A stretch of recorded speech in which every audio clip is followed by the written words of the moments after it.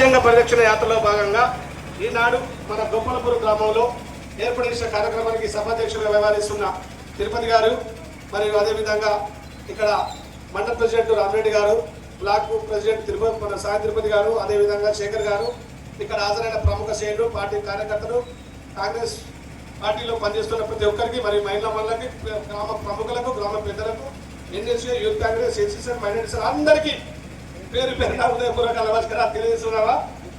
కొంచెం నారాధ అనిపిస్తుంది కావచ్చు, అయ్యో ఎన్నో పనులన్నారు మరి ఏ పనులు ఎత్తలేరు కదా, కొంచెం తగ్గినాయి కదా అని. ఏం లేదబ్బా, నారాధపడాల్సిన అవసరం లేదు. ఖచ్చితంగా పని చేయడానికే సిద్ధంగా ఉంది కాంగ్రెస్ పార్టీ. నాటి నుంచి నేటి వరకు చేసిన పనులు అంటే ఏమంటే కాంగ్రెస్ పార్టీ చేసే. ఈ రోజు లాస్ట్కు తెలంగాణ ఇచ్చింది కూడా కాంగ్రెస్ పార్టీ. ఆ ఇచ్చిన తెలంగాణను గొప్పగా ఉన్నదాన్ని అప్పులపాలు చేసి విచ్ఛిన్నం చేసి మీకు అమలు చేద్దామన్న 6 గ్యారంటీ పథకాల్లో కొంచెం ఇబ్బందులై ఎంత ముందవుతుందావా.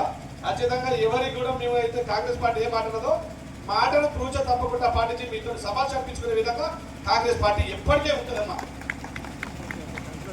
ముఖ్యంగా ఈనాడు 10 ఏళ్ళు మీకు తెలుసు వద్దురు కదమ్మా, అక్కడ ఇక్కడికి బస్సులలా. అదేవిధంగా ఉచిత కరెంటు అర్హులైన వారికి 200 యూనిట్లకు ఉచిత కరెంటు ఇచ్చింది. మా రాజ్యాంగాన్ని అత్యంత పవిత్రమైనదిగా, ప్రపంచంలోనే గొప్ప రాజ్యాంగంగా భావిస్తాము. మాకు సార్వభౌమత్వ, సామ్యవాద,